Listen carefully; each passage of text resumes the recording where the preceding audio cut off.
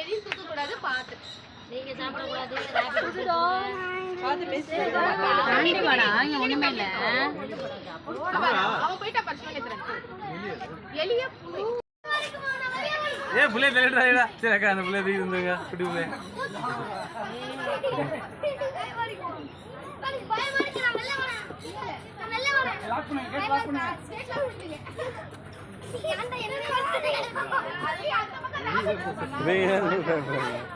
கொடுக்கா பாரு.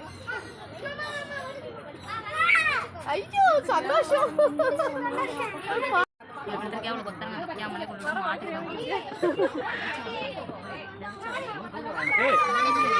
நீ பயப்படாத தங்க சொல்லிட்டா. ஆசைப்படிக்கிட்டே கட்டி